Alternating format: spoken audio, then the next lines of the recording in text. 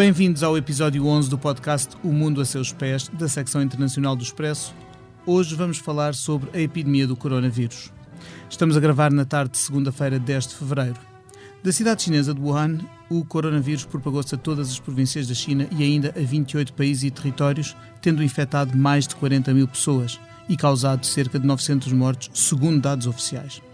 Já são baixas mais volumosas do que as do surto de pneumonia atípica, conhecida por SARS, em 2003, e isto levou a Organização Mundial da Saúde a declarar uma emergência de saúde pública internacional pela sexta vez desde a pandemia da gripe H1N1 em 2009.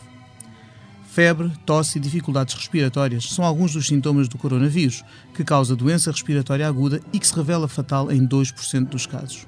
É transmissível entre humanos e tem um período de incubação de até 14 dias, embora ande regra geral pelos 3 dias. Para esclarecer as diferentes vertentes desta crise, são meus convidados a Vera Lúcia Arreigoso, jornalista do Expresso que acompanha questões de saúde. Olá, Vera. Olá, viva. E o João Silvestre, editor de Economia do jornal. Olá, João. Olá, Pedro.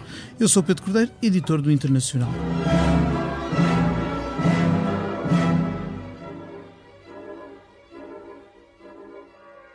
Não existe tratamento específico nem vacina para o coronavírus, pelo que as medidas de prevenção da epidemia passam por restrições às deslocações, quarentenas, recolher obrigatório, medidas que afetam de momento cerca de 170 milhões de pessoas em todo o mundo. A economia global também é perturbada pela paralisia da atividade no epicentro da epidemia, de que é exemplo, por exemplo, o encerramento forçado de casinos em Macau. Vera, a pergunta que julgo estará na mente de todos os nossos ouvintes: quão preocupados devemos estar?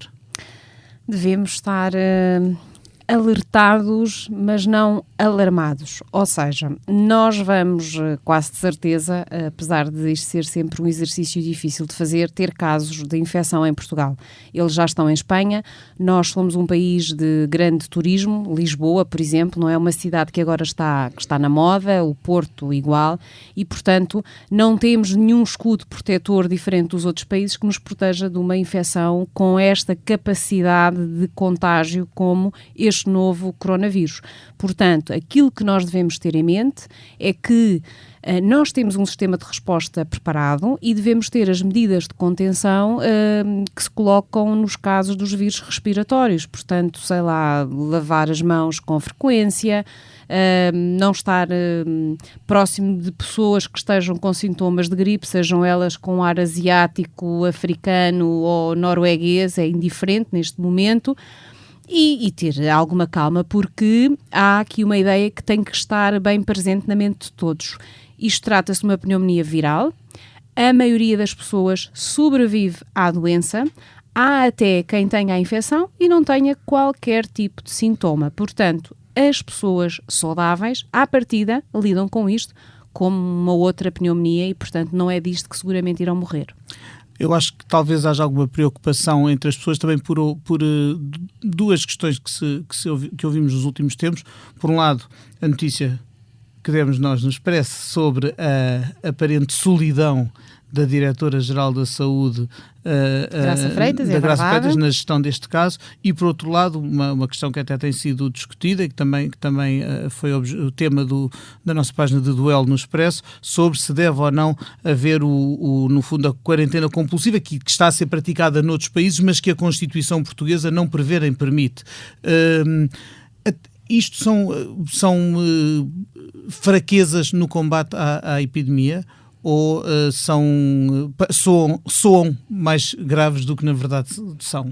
São de alguma forma uns elos mais frágeis na cadeia de contenção ou de combate ao vírus, se quisermos entender. Isto é, a Direção-Geral da Saúde está desfalcada dos peritos mais experientes, alguns deles que já terão passado por outras epidemias e pandemias, a SARS, a MERS, a gripe A, e que, portanto, já tinham muita experiência de lidar com estas situações, portanto, são agora técnicos mais jovens que estão na Direção-Geral da Saúde e, portanto, a Diretora-Geral, de alguma forma, está aqui um pouco sozinha, porque tem que ser ela a usar da experiência e do conhecimento que tem para depois puxar, digamos assim, a caravana da DGS. É claro que sempre que há este tipo de situação, e isto é assim em todo o mundo, há uma rede de peritos externos a quem recorrer. O problema é que esses peritos são externos e, portanto, há medidas que têm que vir do interior da Direção-Geral da Saúde e aqui a Diretora-Geral da Saúde, Graça Freitas, está um bocadinho solitário, o que significa que há uma grande sobrecarga de trabalho para ela, mas o esquema está montado. Relativamente à quarentena, não é líquido que a nossa Constituição não permita o internamento compulsivo ou obrigatório. As opiniões não são unânimes, portanto há constitucionalistas que dizem que não, há quem diga que sim, até porque numa situação de perigo para a saúde pública, não é de todo possível ou concebível que alguém que é um perigo para os outros e que contagia, em primeiro lugar, não entende ele próprio que se deve afastar dos outros, portanto, à partida será o primeiro a dizer eu não quero infectar. Esta semana tivemos o caso de pessoas que regressaram da China e que voluntariamente aceitaram esse confinamento. Nós temos 18 portugueses neste momento que voluntariamente estão em quarentena no Hospital Polivalente e no Parque da Saúde em Lisboa. Portanto, à partida as pessoas infectadas ou com suspeita de infecção tomariam essa posição.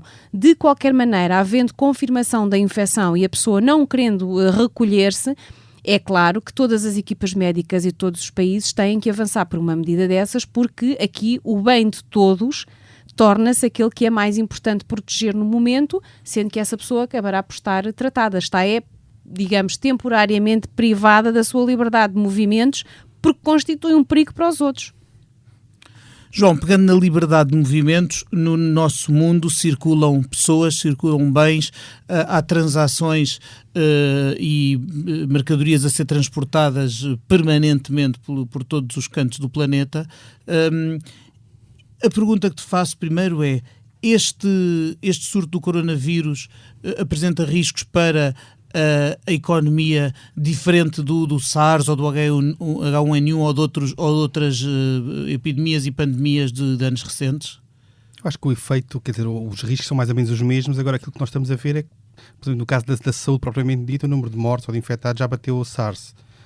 O SARS era com uma diferença do ponto de vista económico muito substancial. Aqui a China do SARS, que era 2003, não é a China de hoje. Portanto, a importância da China para a economia mundial é hoje brutalmente maior do que era nessa altura. Estamos a falar quase 20 anos de distância. Significa, por exemplo, que a China triplicou o peso que tem na economia mundial neste período. Está quase um quarto da economia mundial, 20 e qualquer coisa por cento. O número de chineses que faz turismo no exterior aumentou 10 vezes. Portanto, passou de 5 milhões para 50 milhões, qualquer coisa do género. Portanto, o efeito, ainda que a origem do problema seja mais ou menos semelhante, e temos que ver até onde é que isto vai, não é impossível prever, o efeito económico é potencialmente muito maior. Além disso, há um agravamento aqui.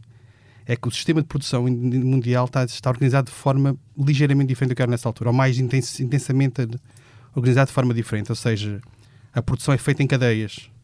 Ou seja, não é tão localizada. Ou seja, o produto não é feito de forma vertical no mesmo sítio, mas é distribuído no espaço. Por várias partes do mundo. Várias partes do mundo. Significa que basta que uma das pequenas peças dessa cadeia de produção tenha um problema, neste caso os chineses têm um problema grande e têm um papel importante nessas cadeias, para todo o processo ficar parado. Nós temos uma série de notícias agora recentes, todos os dias há notícias novas, desde da Apple, que pode adiar o lançamento do próximo iPhone, porque há uma parte importante do processo que está naquela zona e as fábricas estão fechadas ou estão semi-fechadas, ou estão a reabrir muito lentamente. Algumas estão a abrir hoje, por exemplo, mas ainda de uma forma muito, muito suave, e não naquela zona, mais distantes. E, portanto, há a Nintendo, que está com problemas de fornecimento da Nintendo Switch, que é um dos seus blockbusters de vendas de consolas. O setor automóvel, portanto, há uma série de questões aqui que é muito difícil medir o impacto e vai depender muito do tempo que isto demorar a normalizar. Eu julgo ter lido que até aqui em Portugal, por exemplo, a fábrica da Auto Europa pode vir a ser perturbada por restrições a montante da cadeia, precisamente. Exato, o problema é esse, ou seja, no fundo o impacto de uma coisa deste tipo depende, exato, do tempo que ela durar e da amplitude que tiver do ponto de vista de saúde. Depois, portanto, o peso da economia mundial basta, por exemplo, que a China caia 1%, ou não cresça 1%, para o PIB mundial só por aritmeticamente perder 3 décimas à volta disso. A velha analogia que aqui parece quase apropriada de que um espirro na China é uma pneumonia no mundo, neste caso a metáfora torna-se literal, não é? Exato, e depois há todos estes efeitos. Há o efeito das cadeias de produção que chegam a todo lado, inclusive a Portugal. Portanto, Portugal não tem uma exposição por aí além à economia chinesa direta, mas indiretamente, precisamente por essas cadeias de produção e a automóvel é importante para nós, o efeito chega cá muito rapidamente. Depois há outro tipo de efeitos mais psicológicos, que é, por exemplo, quando nós vimos hoje uma notícia em Portugal a dizer que há uma quebra de procura de restaurantes chineses em Portugal, que é uma coisa quase irracional, mas que tem um efeito económico que se propaga imediatamente pelo planeta inteiro. E se nós somarmos a isto a procura de máscaras, a fuga de lojas chinesas, portanto há uma série de... E se propagarmos isto de forma... Ou seja, se nós pensarmos, por exemplo, os países... Eu trazer aqui uns números, vou olhar só para ter a certeza. Mas, quer dizer, os países que mais sofrem com o abrandamento chinês são os países mais próximos geograficamente da China, por razões lógicas. Não? A Coreia do Sul, Hong Kong é parte do território chinês, Tailândia, Malásia, Japão. E, portanto, se nós começarmos a pensar assim, o efeito pode ser propaganda. Ou seja, se eu achar que o risco de ter um contágio de uma loja chinesa em Lisboa é grande, comparado com uma loja alemã. Mas se calhar, se a loja for coreana, posso começar a ter o mesmo tipo de preocupação. Se a loja for japonesa, começa a haver um efeito de dominó quase imparável. Não? E eu diria que neste momento nós temos a economia mundial que, supostamente, na previsão que existe agora, vai acelerar ligeiramente em relação ao ano passado, mas se calhar com estes efeitos todos, se calhar podemos estar a falar de uma situação novamente de uma desaceleração, ainda que obviamente seja de crescimento, não seja uma crise grave. Até porque a própria China já estava numa tendência, apesar de tudo, alguma desaceleração ultimamente, não é? Exato, a China está este ano, a última previsão que há do FMI, que foi agora em Davos, portanto há 3 semanas, 4 semanas, é de 6%. Para os chineses o 6% é aquele limiar da recessão. É o limite mínimo de crescimento que eles acham que têm que ter para manter a economia a crescer, absorver a nova força de trabalho que está a entrar, etc, etc, etc. E portanto, estamos na fronteira dos 6%. Qualquer perturbação deste tipo, e nós, este primeiro trimestre, provavelmente, é inevitável que nós um efeito grande já. Nós temos, por exemplo, há uma loja, uma cadeia de fast food, que é a China Yum, que é cotada em Nova Iorque e que é uma das 500 melhores empresas do mundo, que vai ter prejuízo este trimestre já anunciado por causa disso. Porque teve que fechar metade das lojas, as que estão abertas estão com metade da procura, portanto é um efeito brutal. E, por exemplo, se nós pensarmos que muitos portugueses encomendam online produtos, artigos muito baratos, geralmente comparativamente, de sites chineses. Há algum cuidado a ter? Há alguma... estão impostas algum tipo de restrições a esse tipo de mercadorias, de encomendas que recebemos nas nossas casas comprados em sites da China? É uma boa pergunta, eu não sei responder a isso. Eu diria que da parte psicológica, provavelmente as pessoas estão até nisso a retrair o consumo precisamente por achar que há o risco de contágio. Eu não sei, não sei o suficiente sobre o vírus para saber se o vírus sobrevive dentro de uma caixa de um contentor. Depois a Vera pode nos ajudar aqui, não parece? Não sobrevive. Portanto, o vírus precisa de um hospedeiro e um hospedeiro tem que ser um organismo vivo onde as células virais, digamos assim, possa sobreviver umas horas fora de... Sim, mas poucas, não sobrevive muito. Se possa replicar, portanto, não é por comprar qualquer coisa chinesa ou da loja chinesa, ou seja, online ou o que for, que vai haver um risco de contágio. Isso não existe.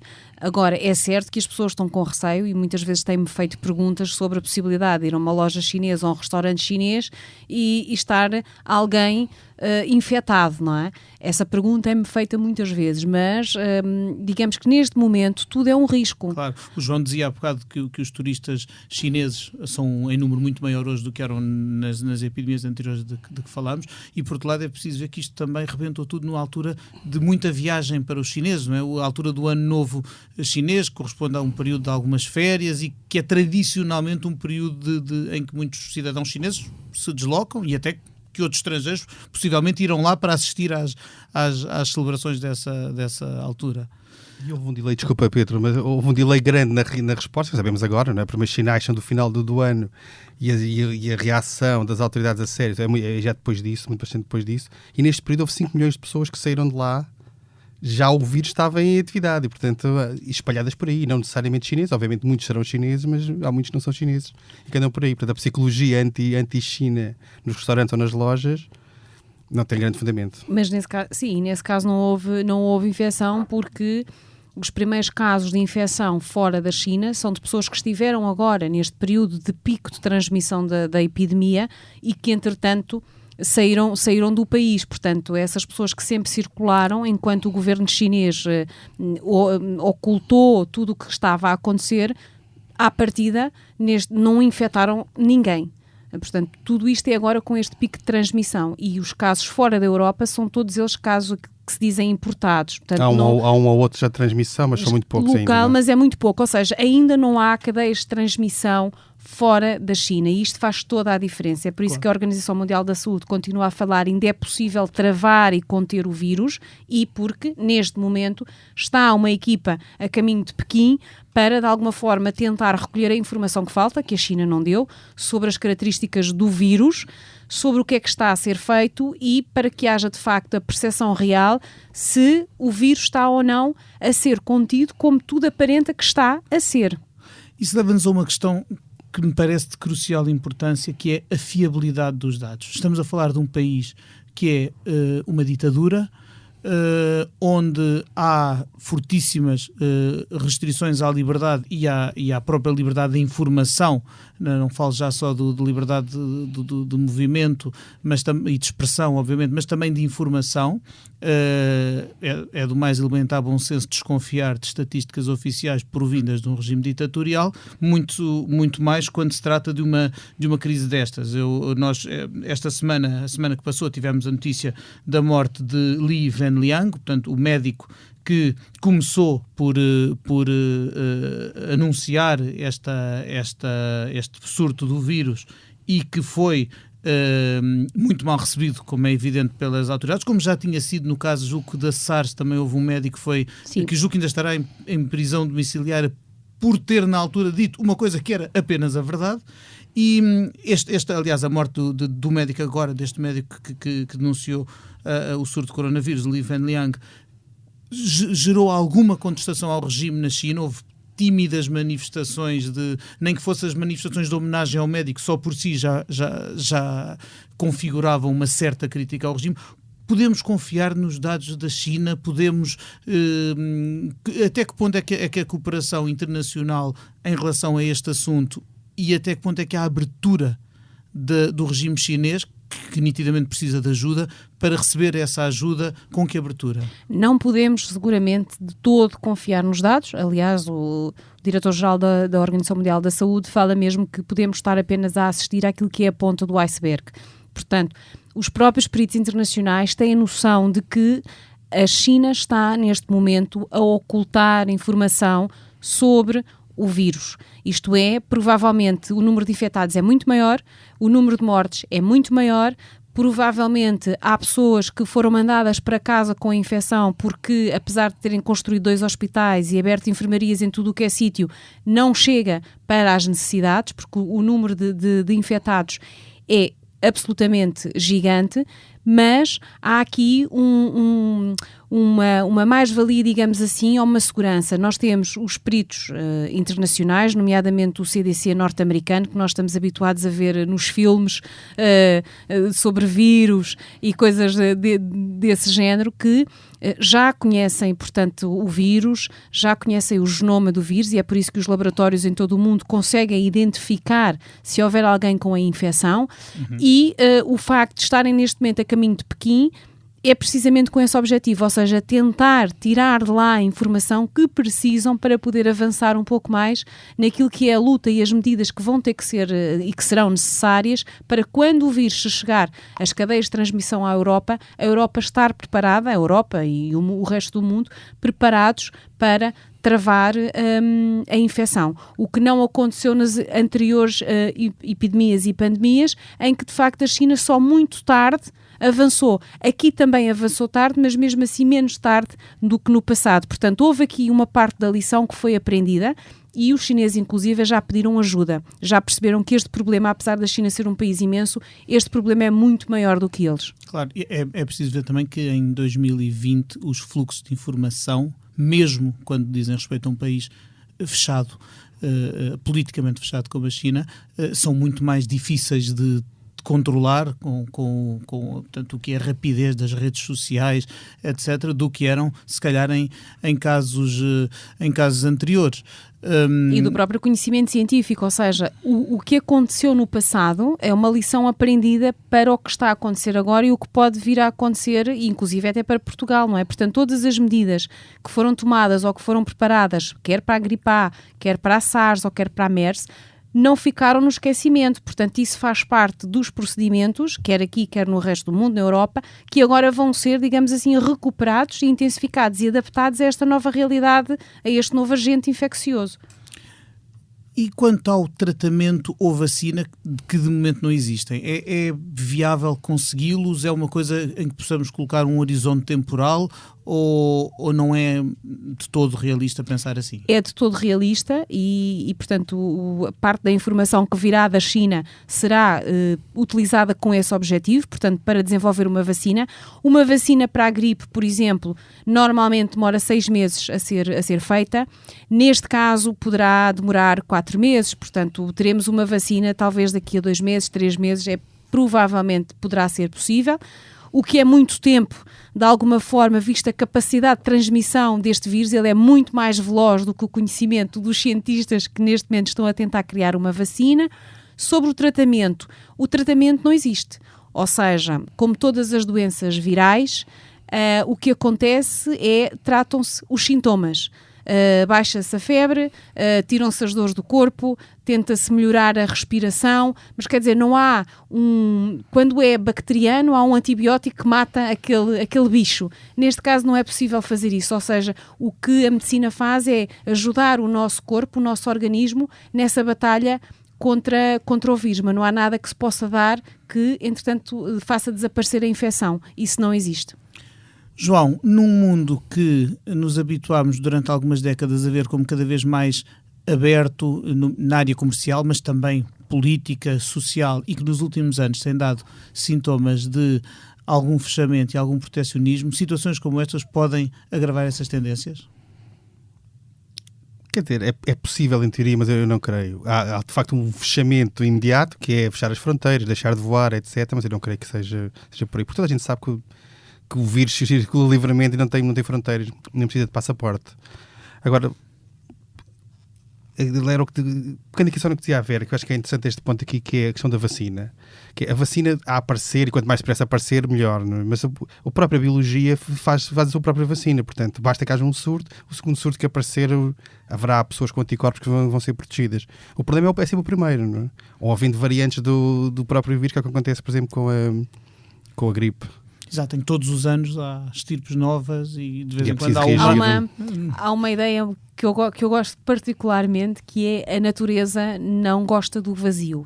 Isto quer dizer o quê?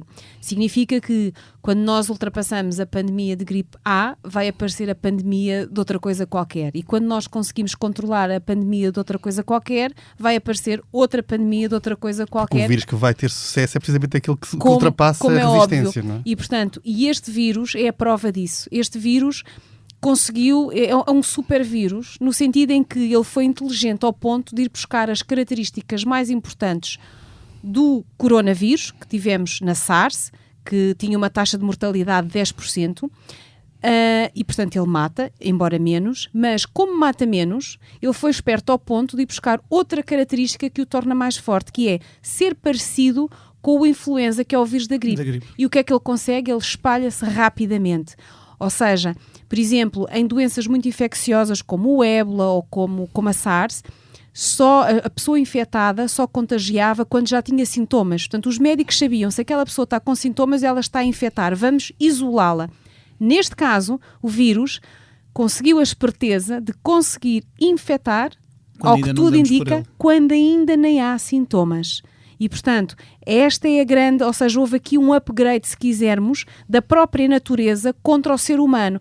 O ser humano criou armas terapêuticas para um determinado tipo de vírus e a natureza respondeu com um vírus com capacidades acrescidas para as quais nós ainda não temos maneira de combater e, portanto, estamos nesta corrida contra o tempo de encontrar uma vacina.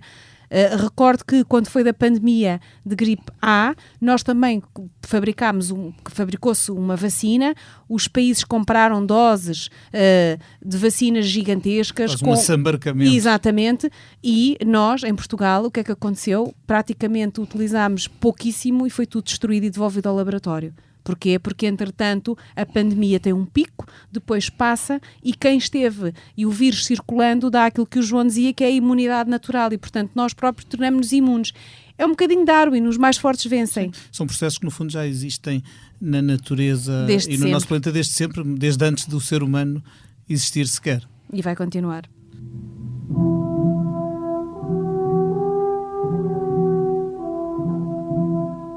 Ora, com o nosso tempo já a aproximar-se do fim, não podemos despedir-nos do Mundo a Seus Pés sem eu fazer a pergunta da praxe aos meus convidados. Vera, se neste momento pudesses ir para qualquer parte do mundo, assim num estalar de dedos, para onde é que era e porquê?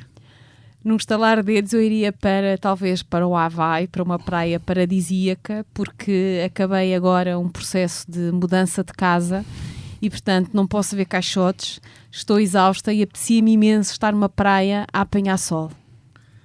João, e tu, qual era o teu destino? Eu acho que a ideia da praia é boa, mas eu acrescentei outra coisa. Fui agora apanhar surpresa aqui para este... Gostaria de ver, por exemplo, estar em Londres para ver o musical do Hamilton, que é um dos pais fundadores da América e teve um papel importante no federalismo financeiro americano. É interessante para as discussões atuais sobre a Europa e sobre o euro. É interessante relembrar quem foi o Hamilton. Aliás, não é por acaso que o Vítor Gaspar andava a estudar muito o Hamilton. Foi precisamente aquela questão da dívida, quem é que paga a dívida legítima ou ilegítima da guerra, etc. Era um sítio onde eu iria, ou isso é uma praia.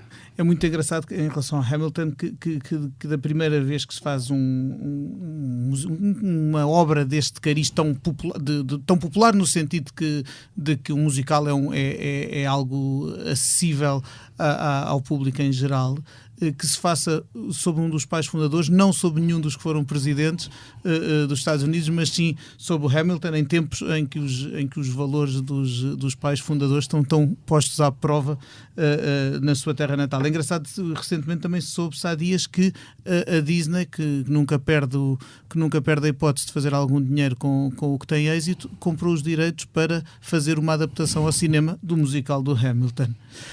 E com esta nota vamos despedir-nos. Resta-me agradecer aos meus convidados desta quinzena, a Vera Lúcia Arreigoso e o João Silvestre. Obrigado por ter estado a ouvir este episódio do Mundo a Seus Pés, que contou com a produção multimédia do Ruben Tiago Pereira. Nós daqui a 15 dias voltamos com outro tema da atualidade internacional. Obrigado por ter estado desse lado.